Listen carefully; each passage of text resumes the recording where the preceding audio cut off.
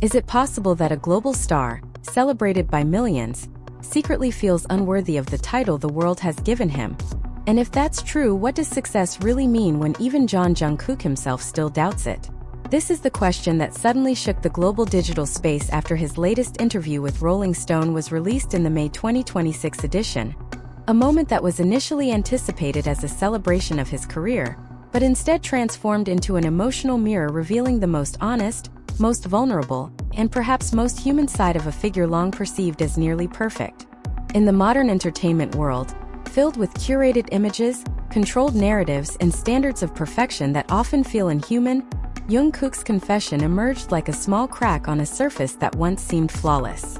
He wasn't just talking about music, nor merely discussing achievements or career strategies, but instead touching on something far deeper: doubt, identity, and internal struggles rarely expressed by an artist at the peak of global popularity. In the interview, he calmly yet meaningfully admitted that he does not fully see himself as a solo pop star, a statement that instantly triggered a wave of emotional reactions from fans around the world. This confession becomes even more striking because it comes from someone who has objectively fulfilled almost every benchmark of global success. His solo album, Golden, broke multiple international records, his songs are played across the globe, and his name stands among the most influential in today's music industry.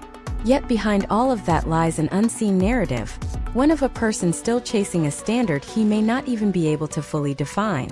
When Jungkook says he wants to keep working hard until one day he can truly feel like a star, he indirectly opens a broader discussion about how success is often not measured by external achievements, but by internal acceptance, which is far harder to attain.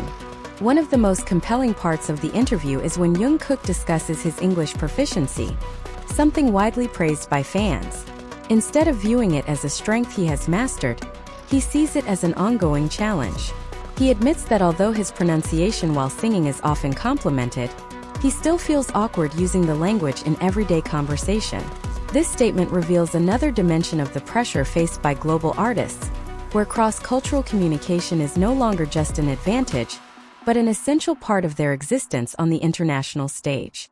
When he says he doesn't want native speakers to feel uncomfortable hearing him speak their language, there's a deeper layer beyond simple humility.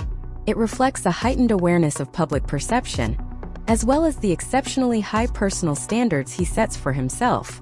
This isn't just about language, it's about how he wants to be received, respected, and how he strives not to overstep boundaries that others may not even notice. Interestingly, Jungkook also openly acknowledges that his abilities are not purely the result of natural talent, but of consistent hard work. In an era where many success narratives are wrapped in the myth of natural talent, this admission serves as a reminder that behind every major achievement lies a long, often unseen process. He even mentions trying various ways to improve his English, including using apps like Duolingo, though he admits that maintaining consistency remains a challenge.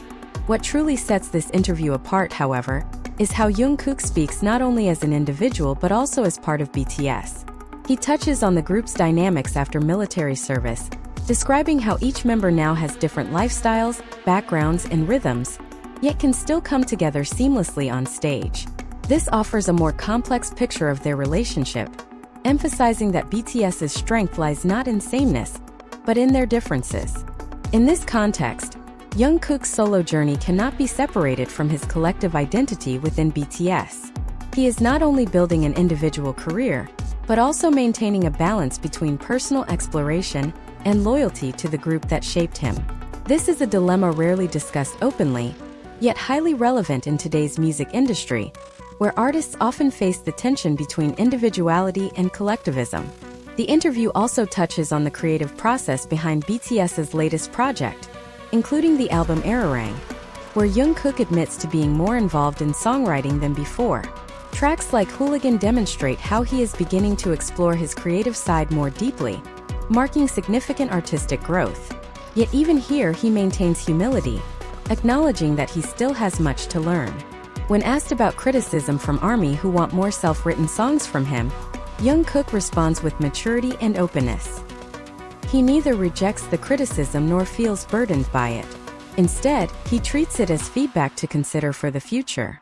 This approach shows how he navigates public expectations without losing his personal direction, an essential skill for sustaining a long-term career in a highly competitive industry.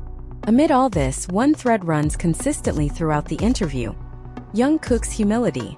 In a world that often rewards excessive confidence, humility becomes both rare and powerful. It is a quality that not only earns him respect as an artist but also love as an individual. And yet, this is where the interview's greatest surprise lies. Instead of reinforcing his image as an untouchable star, Jungkook chooses to reveal a more vulnerable, honest, and human side. He doesn't try to meet public expectations by saying what people want to hear. He says what he truly feels. This choice may carry risks, but it also creates a far deeper, more authentic connection with his fans. The reaction from ARMY was inevitable. Across digital platforms, the interview became an intense topic of discussion, with many fans expressing shock, emotion, and even concern. For some, Jungkook's confession is a reminder that behind visible success lies unseen struggle. For others, it becomes a source of inspiration, proof that even someone at the peak of their career continues striving to improve. Ultimately, this interview is not just about Jungkook as an individual, but about how we understand success, identity, and struggle on a broader level. It is the story of someone who, despite achieving so much, still sees himself as a work in progress. And perhaps that is where true strength lies, not in reaching perfection, but in having the courage to admit that the journey is still ongoing. When the stage lights fade and the camera stops rolling, what remains is not the image of a star, but a human being who continues to learn, to struggle, and to search for meaning in every step. And in that honesty, Jungkook doesn't just approach the definition of a solo pop star. He transcends it in a way he may not even realize. However, when examined more closely, there is another layer that makes Jeon Jungkook's confession far more unsettling than mere humility. Why would an artist who has conquered global charts, whose name echoes across continents, choose to question a label that so many other musicians strive to attain? Is this a rare form of honesty, or is it a signal that the standards he sets for himself exist far beyond the reach of most people? In his conversation with Rolling Stone, it becomes clear that Jungkook's journey is not simply about external achievements, but about an internal search that remains unfinished. He does not speak as someone who has arrived, but as someone still moving, still evaluating, and perhaps still questioning. This is where the paradox emerges.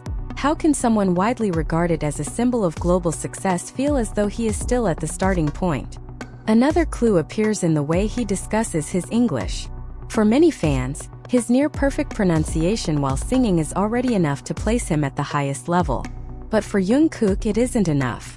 He doesn't just want to sound right, he wants to feel right using it.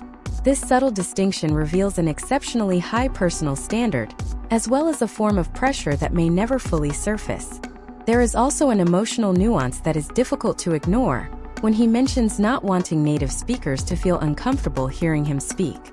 On the surface, it sounds simple, but it carries a complex psychological weight. This is not just about language, it is about acceptance, about the fear of judgment, and about the desire to be authentically respected on a global stage that is not always welcoming to difference. At this point, the narrative shifts from being a story about an idol to becoming a broader reflection on identity in the era of globalization. Jungkook, despite all his achievements, becomes a representation of a modern dilemma, where success alone is no longer enough to create fulfillment, and public recognition does not always align with self-acceptance. And perhaps, without even realizing it, this is the most real side that has finally been revealed, a side shaped not by the spotlight, but by an ongoing internal struggle.